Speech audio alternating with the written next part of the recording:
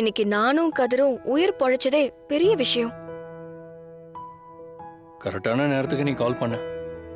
நீ மட்டும் ஃபோன் பண்ணாட்டி நான் இங்க வந்திருக்கவே மாட்டேன். இந்த புவனா எப்படி ஒரு ஸ்கெட்ச் போட்டிருக்கா? ஹோட்டல்ல 2 பேரும் அடிபட வச்சு என்ன ஹோட்டலுக்கு வர விடாம லாக் பண்ணி இங்க கரண்ட் ஷாக்கை செட் பண்ணிருக்கா. தனா, கொஞ்சம் தண்ணி எடுத்துட்டு வரியா? சரி, நீங்க பேசிட்டு இருங்க, நான் குடிக்க ஜூஸ் கொண்டு வரேன். கதிர், உன்கிட்ட கொஞ்சம் பேசணும், வா.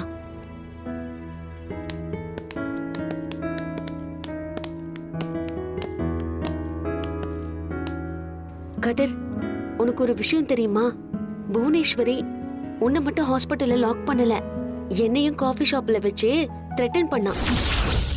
மிரட்னாளா? ஆமா கதிர். என்ன மிரட்னா? அவளுக்கு நீ தான் ஜீவான்னு தெரிஞ்சிருச்சு.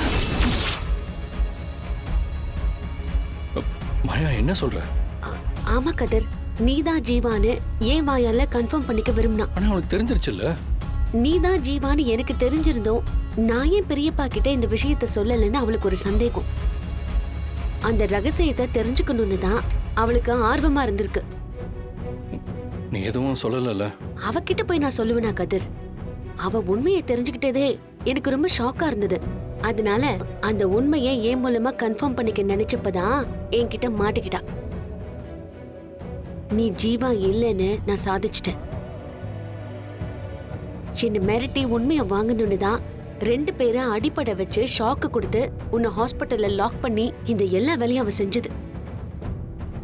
உண்மையை சொல்லலைன்னா ஷாக் அடிக்கும், அதுல தனாக்கும் எதனா ஆகும், அதுக்கும் நீ தான் காரணமாவேன்னா சொன்னா.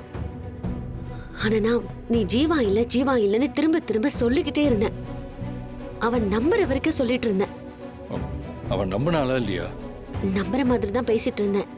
நீ தான் ஜீவான்னு எனக்கு தெரிஞ்சா அத பெரியப்பா கிட்ட சொல்றதுக்கு எனக்கு என்ன பிரச்சனை அப்படின்னு சொல்லிட்டு இருந்தேன். ஜீவாவை வீட்டுல எல்லாரும் தேடிட்டு தான் இருக்காங்க, நான் ஏன் அதை மறைக்க போறேன்னு அவகிட்ட திரும்ப திரும்ப சொல்லிட்டே இருந்தேன். அவ பாதிதான் நீ ஜீவா இல்லைன்னு நம்பியிருக்கா. ஆனா ரொம்ப நாளைக்கு இந்த விஷயத்த நம்மளால மறைக்க முடியாது.